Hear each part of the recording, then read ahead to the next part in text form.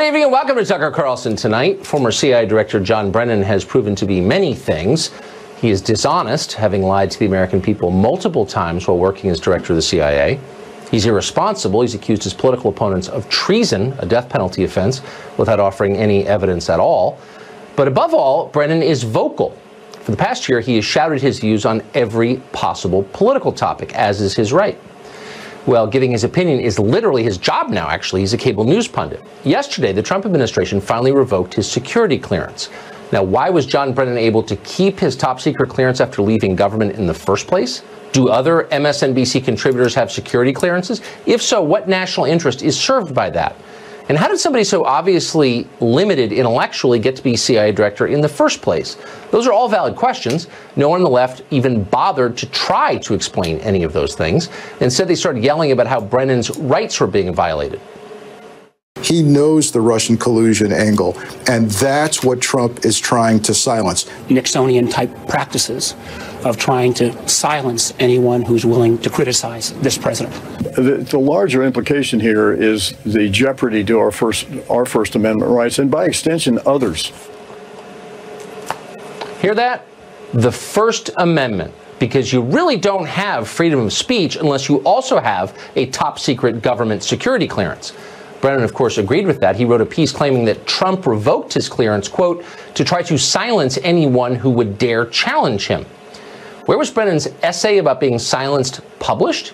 Well, in the New York Times, a newspaper with 3 million subscribers. And that, ladies and gentlemen, is what it looks like to be muzzled.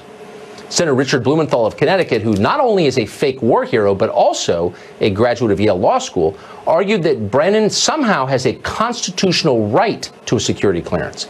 Notice how Blumenthal keeps a straight face as he says this. Watch. It is not only an abuse of power, it is illegal. When the founders of our great nation decided on the First Amendment, it was because the King of England would retaliate against his critics. He has the authority to do a lot of things, but not in a way that violates the law. Thanks for the lesson on the law, Senator. So here's the takeaway.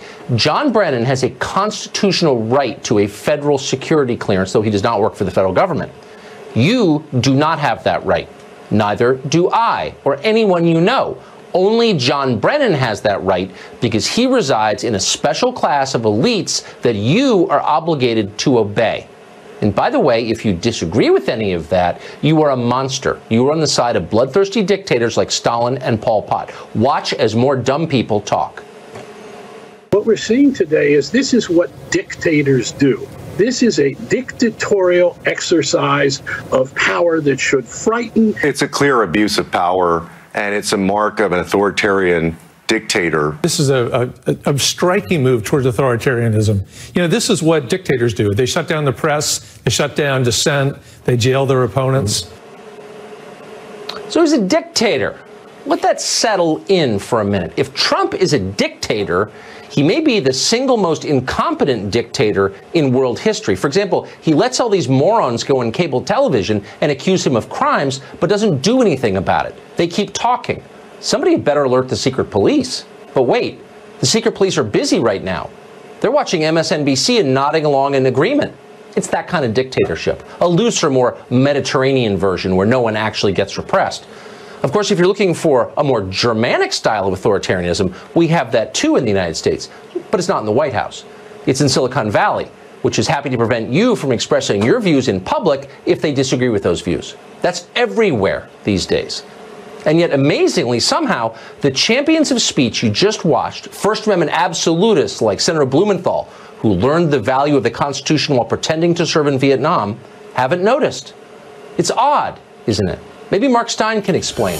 He's an author and columnist, and of course, a friend of the show, and he joins us now. So I wonder, Mark, as these august legal scholars lecture us from their perches on cable television about how the Constitution requires John Brennan to have a security clearance, and if he doesn't, our First Amendment rights are being violated, do they notice that people's freedom of expression is being violated every day in real ways across the country by the tech titans? Do you think that even computes, or they're taking too much money from Google to care?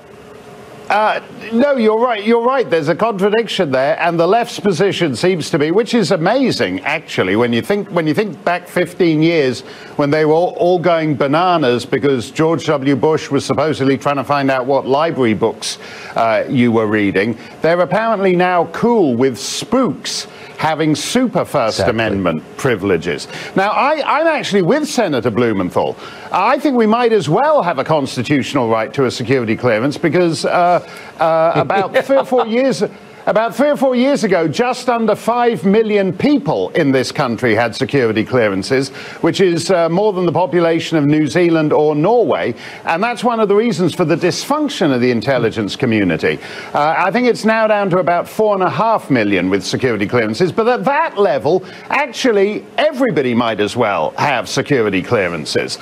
So I'm with Senator Blumenthal. Security clearances for all. In fact, in an effort at bipartisan compromise, I think that as unaccompanied minors are coming across the Rio Grande in a skiff, that ICE should hand them their security clearances. So, Senator Blumenthal, go for it.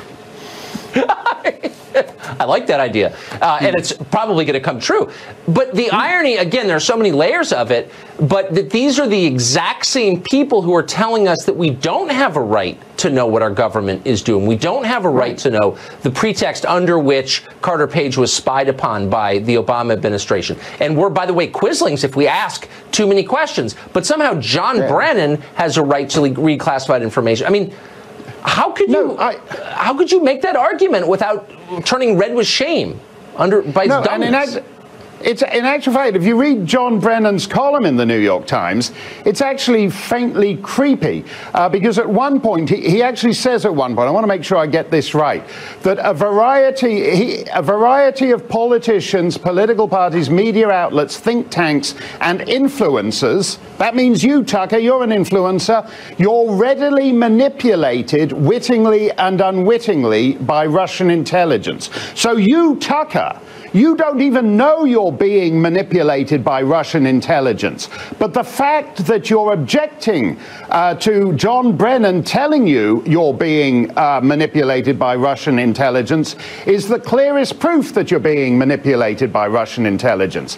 This is all this guy's got. And this is why, if he wants to be this idiotic in public, if he wants to be just another obscure MSNBC pundit, he should do it without a security clearance. And one other thing, Tucker, when they say, oh, this is the action of dictatorships, you can say a lot of things about dictatorships. But one of the things that you can say with certainty is when the dictator removes you as head of the intelligence security apparatus, actually you lose your security clearance in not only in dictatorships, in dictatorships, in almost all other countries, this idea of ex officio security clearance, it's bad enough. You know, one of the ridiculous things about this country is because you don't have viscounts and dukes. Somebody who was a senator from 1972 to 1978 gets called senator until the day he dies. And now we're saying that aside from that, he should also have a security clearance until the day he dies. Ex officio security clearances are a stupid idea, and they should be abolished across the board. In real dictatorships, former intel heads wind up like Beria. So, I mean, it's also so stupid. Mark, thank you. Great to see you, as always. Ethan Merriman is a radio show host. Thank you. In California, Ethan joins us tonight. So, Ethan, I didn't go to Yale Law School, couldn't get in.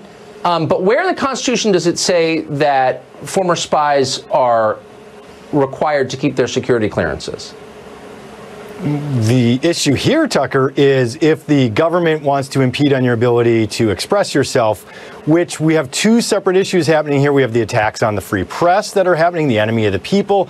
And then separately, if I revoke your security clearance because I don't like what you're saying, which is what's going on right now, that is an attempt to silence you in your criticism of me if I was John Brennan. Well, hold on. But how is it? Hold on. Let's start with first principles here. What national interest is served by giving MSNBC contributors top secret security clearances? How does that help? So for the point of all of this is to help the country.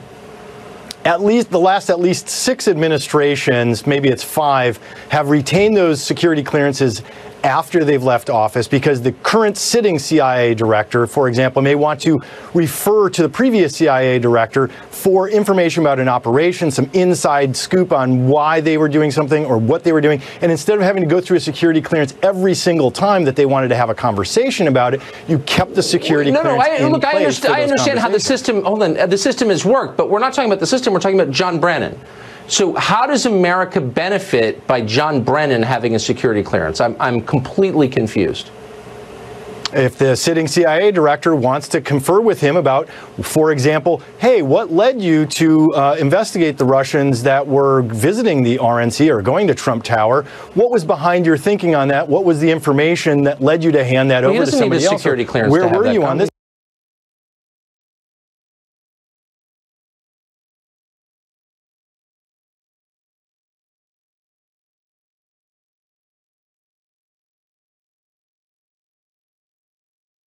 He doesn't need a clearance. And I'm just wondering, like, I mean, the truth is, this is insane. There's no scenario that you could create where we need to give John Brennan a security clearance. That's a privilege that he has. It's tradition that we have. It may or may not be justifiable, but it's not his right. I mean, that's insane. He's an unelected bureaucrat who now works as a contributor on a cable news channel. Just like you, just like me. We don't deserve security clearances, do we? No, we don't deserve it. And what's interesting, though, again, is there are two separate issues that are coming together here. One are the daily attacks on the press. We are the enemy of the people, except for you and some others here, but most of the press is considered the enemy of the people. And now that Brennan is on one of the less favored networks, he's an enemy of the people, and therefore one of the ways to silence him is to very publicly revoke his security clearance. But how does that silence? What do you mean? Why does he have it in? Look. It's a measure of the depth of the corruption that he would have a security clearance in the first place. There's no scenario where the rest of us benefit from that. It's another stupid Washington tradition. I can tell you, having lived there all my life, there are many of them.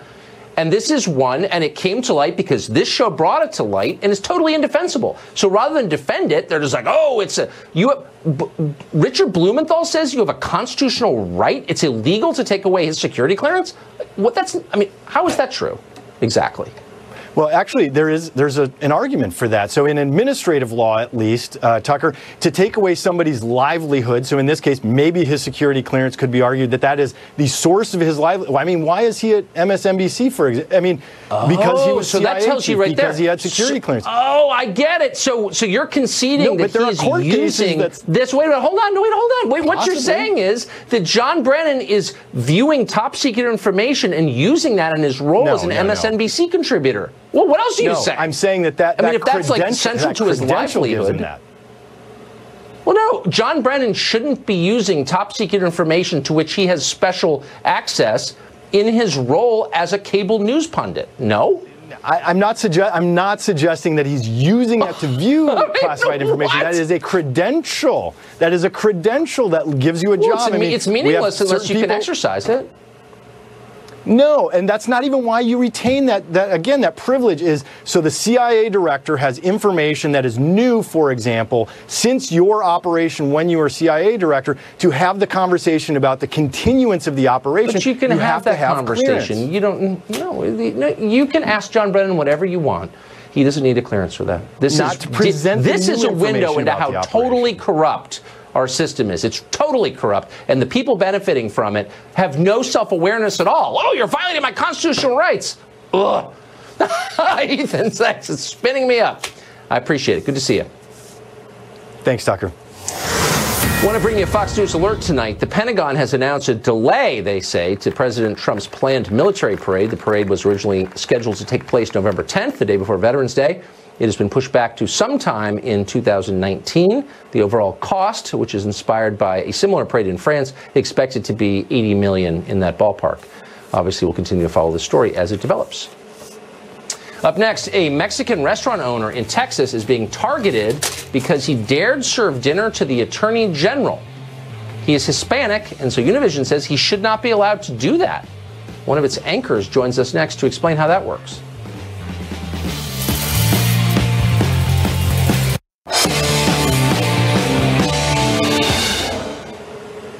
Well, the left claims to love Hispanics, but that love seems to evaporate very quickly if individuals take the wrong approach on politics. Here's one example. Houston restaurant owner Dominic Lorenzo recently took a photograph with the Attorney General, Jeff Sessions. He said he was proud to host Sessions at his restaurant, which is called El Tiempo Cantina. Lorenzo didn't endorse Sessions' politics. He just said he was happy to serve a prominent American. But that was too far. Now the restaurant is being barraged with calls for a boycott, and Spanish-language channel Univision is leading the attack. Enrique Acevedo is an anchor over at Univision, and he joins us tonight. Enrique, thanks a lot for coming on. Of course, always a pleasure. I misread this whole thing. I thought you guys were a news network. I didn't know that you were enforcers of ethnic solidarity, but you are. So your job is to make certain that if a Hispanic in America steps out of line, that you pummel him and make sure he gets back into the herd. Is that how you see your job as a journalist? Not at all, and I'm not sure if you're referring to a specific news report or something you saw on one of our newscasts, but I have no recollection of us doing anything like that, Tucker. Our mutual friend, Jorge Ramos, is calling, in effect, for this restaurant owner to be punished because Hispanics are not allowed to eat with Jeff Sessions. And I was just wondering, I thought in 2018, regardless of your race, you could eat with anyone you wanted. But that's not true, I guess, right? According to That's not what Jorge said. And, you know, I'm not surprised this is happening. Oh. This is what a divided America looks like. It's a result of the trickle-down incivility that starts with the president calling women dogs and immigrants animals, journalists enemies of the people, and then it spreads everywhere through the kind of incendiary rhetoric we hear from you or Sean Hannity or Laura Ingraham. So you're saying that Donald Trump is controlling Jorge Ramos's brain? Does Jorge know that? Of course, Donald Trump doesn't control, I don't think, anyone's brain. Sometimes but you just said that it was Trump's fault that Jorge's calling for a boycott. I have to say, but to be honest, you know, I think this is what we get when we start, you know, with the hate, the division, with the lack of context, with the resistance to facts that we see in our politics, and that is also spreading to a larger contingent of what we call the media. So you guys are joining in, I guess so. But did you think when you joined Univision that part of your job would be to attack disobedient Hispanics? Was that in the contract, or is that just like something you discovered when you started working there?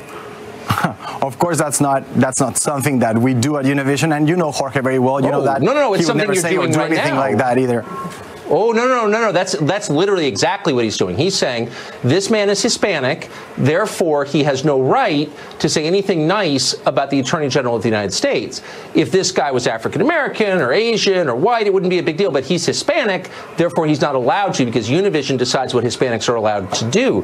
That's kind of a weird position for a news network, don't you think?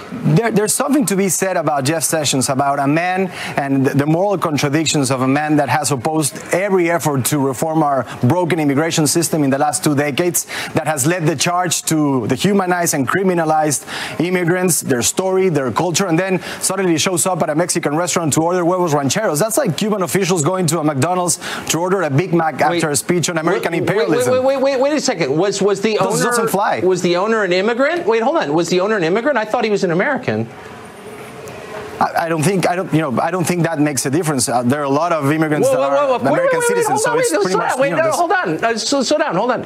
So you're saying if you have a Hispanic last name that you must be an immigrant? Is that what you're saying? I mean, that's not an assumption I make. There are lots of Americans with Hispanic last names. I grew up next to a bunch of them.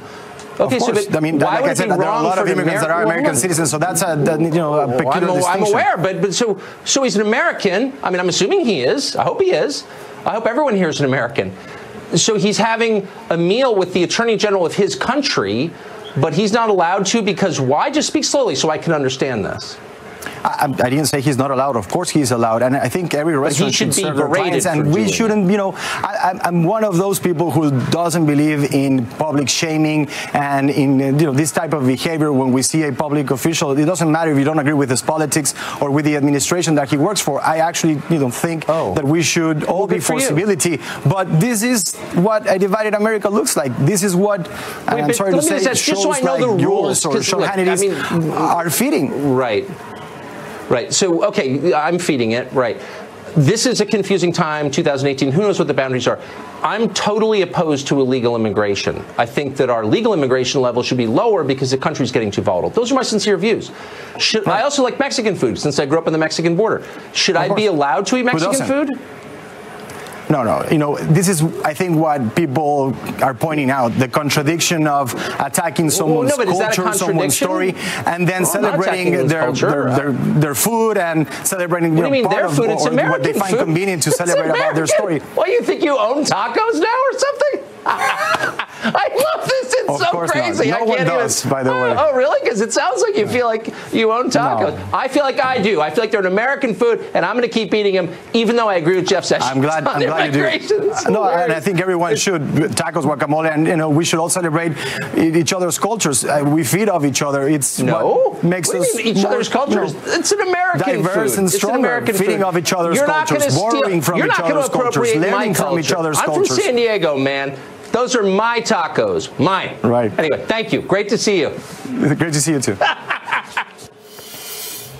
Democrats in Minnesota outdid themselves this week. They nominated an alleged domestic abuser to be attorney general, while a congressional candidate has been accused of marrying her own brother in a bizarre immigration.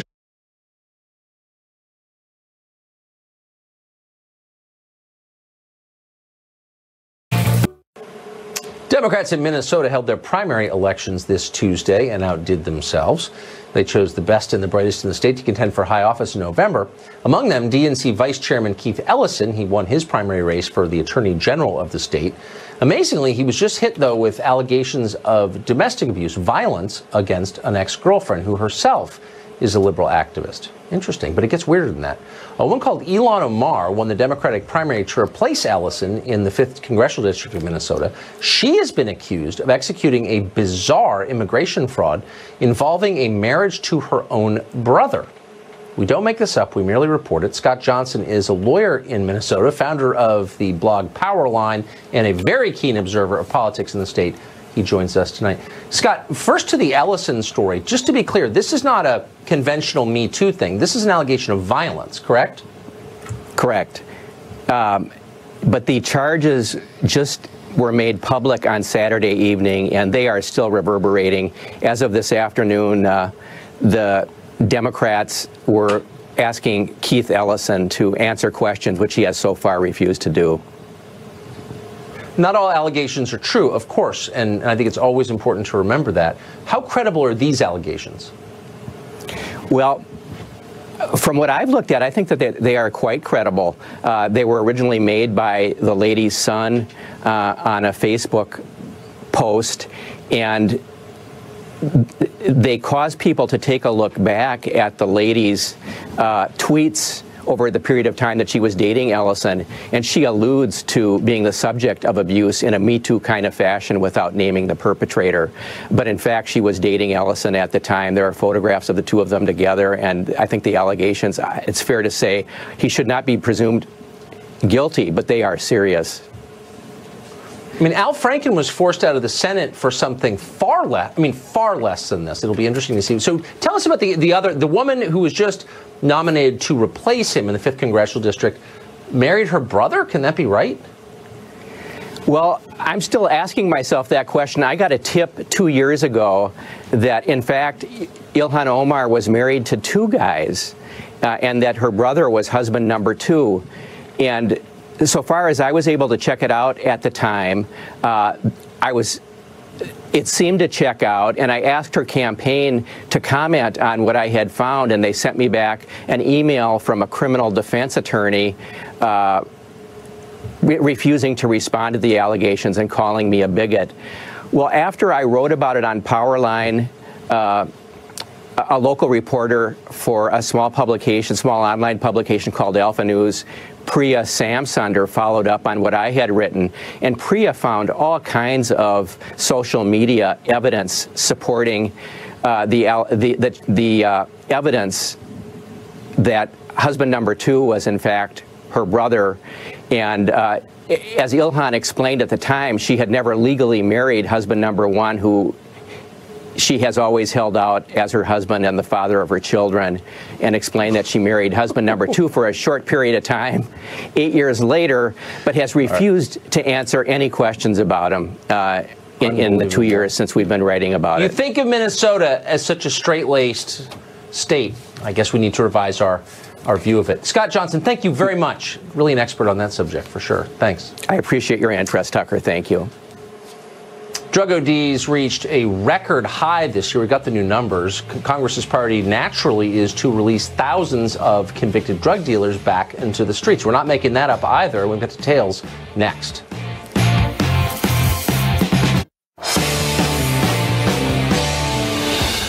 People in politics lie a lot. You probably knew that. It's hardly news. What's more interesting is when they say what they really think, and they do sometimes. Chelsea Clinton did the other day. She was at an event protesting Supreme Court nominee Brett Kavanaugh. Clinton explained that Roe v. Wade has been indispensable to the American economy. She even put a number on it, suggesting she's thought a lot about it. The 60 million abortions committed in this country since 1973, she said, have added $3.5 trillion to America's GDP. Fewer women doing dumb things like bringing new life into the world. More women doing the vital business of faithfully serving global capitalism. Earning, consuming, just like Amazon wants. Motherhood does not turn a profit, so get back to your drone work, ladies. Private equity is counting on you. That's the America Chelsea Clinton likes to see. She must be secretly grateful to the Speaker of the House, by the way. Despite promising to stop taxpayer funding of Planned Parenthood in 2016, Paul Ryan has not even really tried to do that. In the meantime, Planned Parenthood has performed another 600,000 abortions. By Chelsea Clinton's math, Ryan helped add more than $35 billion to the economy. Congratulations, Paul Ryan. Shareholders are thrilled by that. Amazon thanks you. America is in the grip of the worst drug crisis in its history, as you know. Each year, overdoses kill more Americans than died during the entire Vietnam War. The numbers are up. This year, they just came out, over 70,000. You'd think everybody manipulating the levers of power in Washington would be concerned/panicked about this. You think Congress would be eager to do something to fix it. But instead, they have a very different agenda, one that works at cross purposes, getting softer on drug dealers. A bipartisan bill its way through the Senate right now would drastically cut minimum sentences for cocaine and heroin smugglers. Why? Well, Tom Cotton may have an answer. He is a Republican senator from Arkansas, and he joins us tonight. Senator, this seems an odd time to reduce the sentences for drug dealers, and you've got 70,000 Americans dying of drug ODs. What is going on?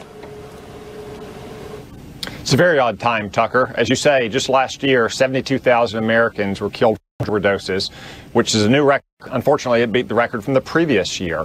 If anything, we should be cracking down on drug dealers. I've got legislation that would increase mandatory minimums for fentanyl, which is a very dangerous synthetic opioid that is made oftentimes in China and smuggled through Mexico. It would also overturn a Supreme Court decision from just 3 years ago that let many violent felons back onto the streets, armed career criminals.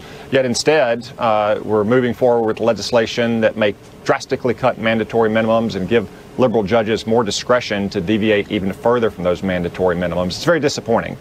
We shouldn't be focused on reducing sentences. We should be focused on prison reform if you want to focus on criminal justice at all. You know, everyone in prison is there for a reason. There's a good chance they're going to commit future crimes if they don't get, say, a skill or education or get drug treatment. That's fine. But prison reform is very different from sentencing reductions. If you were going to reduce sentences for criminals, you'd think maybe you'd focus on marijuana users in jail or low-level drug users. Why would you reduce the sentences for large-volume drug traffickers in the middle of the worst drug epidemic in our history? It doesn't make sense. Who's pushing this? Yeah, so Tucker, the reason why you have to focus on large-scale drug traffickers in the federal prison system is that's really all that's in the federal prison system. Virtually no one goes to federal prison as a low-level, nonviolent offender, just a few hundred people at most. But in those cases, they usually pleaded down from a more serious offense. Now, I can't speak to what every state does in terms of its drug sentencing. Even at the state level, it's pretty rare, though. But at the federal level, if you are in federal prison, you are a repeat offender or you are a serious offender, trafficking in huge quantities of drugs. Yet if you're in the Congress, that's the only system you control. And if you're ideologically committed to having lower drug sentences, that means lower sentences at the federal level for serious traffickers. Very quickly, Senator, are you worried our crime rate's going to go up? I am worried, Tucker, that the crime rate is going up. Mandatory minimum sentences and 3 strikes laws and taking discretion away from liberal judges over the last 30 years has led to a remarkable decline in crime in this country. However, we started to see some increases in crime in the last 2 years of the Obama administration, and it just stands to reason when most prisoners, when released from prison, commit future crimes, that if we let more prisoners out or shorten their sentences, you're going to see an increase in crime in this country. Yeah, it's not complicated. Senator, thank you. But apparently your colleagues need convincing, so thank you for your work on that. Appreciate it. Thank you, Tucker. Up next is Final Exam. Katie Pavlich is back, going for her 8th win in a row. Richard Goodstein is the man she faces off against. What will happen? Minutes from now, you'll find out.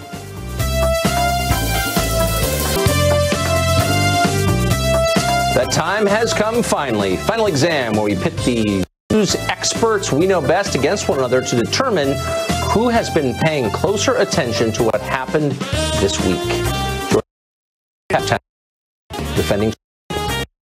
Here are all the opponents she has beaten. She has won 7 in a row. That puts her just 2 wins behind our all-time board leader, Shannon Bream.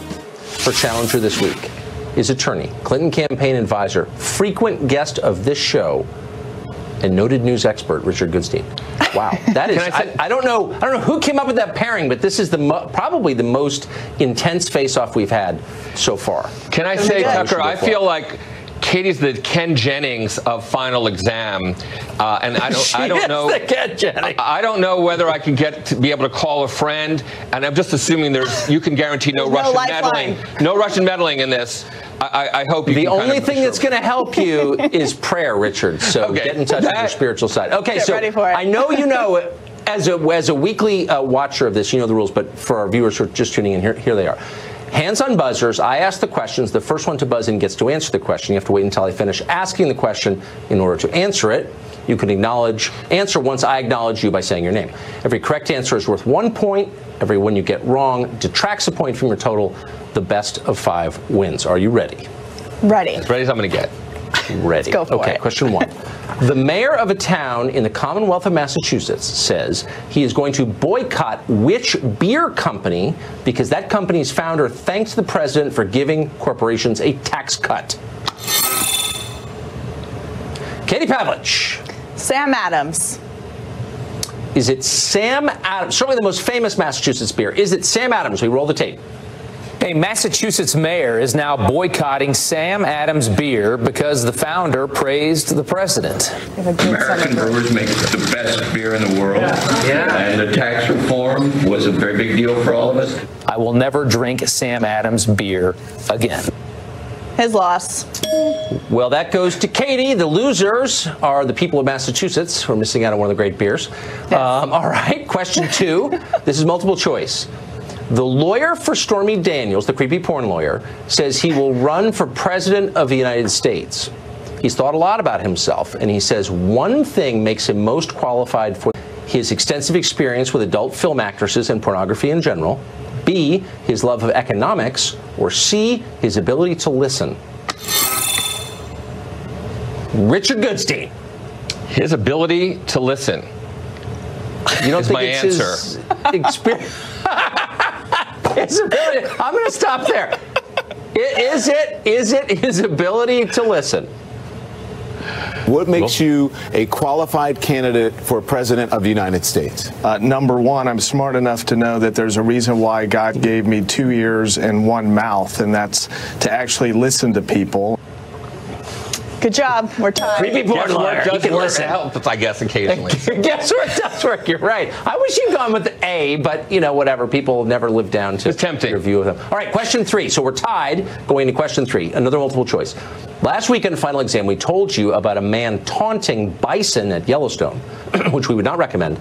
Now, another genius, this time in, Anchorage, Alaska, got too close to a group of animals that are potentially deadly. What kind of animals were they? Grizzlies, reindeer, wolverines? Go ahead.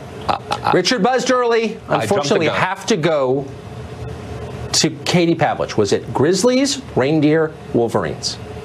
Grizzlies. You think it's grizzly bears? We're going to the tape. Is it Grizzlies? It still makes me nervous just looking at the video. These are grizzly bears. Watch as a man suddenly appears, inching dangerously close to the unsuspecting bears. He even turns his back to them to take a selfie.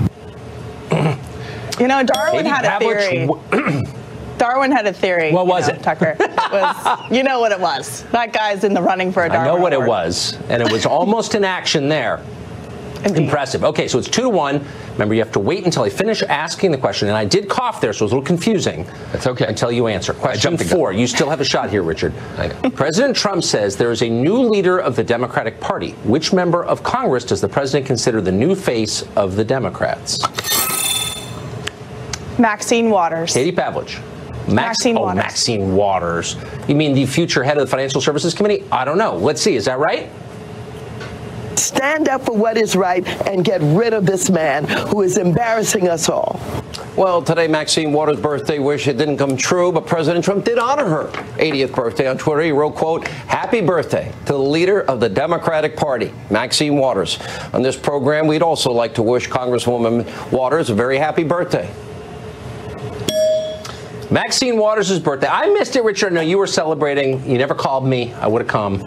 Okay. Final question. The wrong address. Sorry. All right, here we are. Speaking of birthdays, which singer who once publicly admitted to wanting to blow up the White House turns 60 years old today? Madonna. Madonna, says Katie Pavlich. Is it Madonna? Happy birthday to Madonna, turning 60. Yes, I have thought an awful lot about blowing up the White House. Happy birthday, Madonna. Katie Pavlich, another victory for Well you. earned. Richard, by the way, you should not feel bad. You join a long line of people with the best intentions and deep knowledge who are bulldozed by this unstoppable force, Katie Pavlich. We're really glad to have you. Ken Jennings moves on. Nonetheless. Yeah. Ken Jennings moved on. And by the way, Katie, yes, you get another Eric Wemple mug to add to your collection. And someday soon you'll be facing off in the Battle of Champions with Shannon Bream. Thank you both. Almost there. Thank you, Tucker. Sure. Good Take game. care. Yeah, absolutely. See you Katie. later. Congratulations. That's it for this week's final exam. Pay attention, close attention to the news all week. Tune in Thursdays to see if you can outwit our news experts. We'll be right back.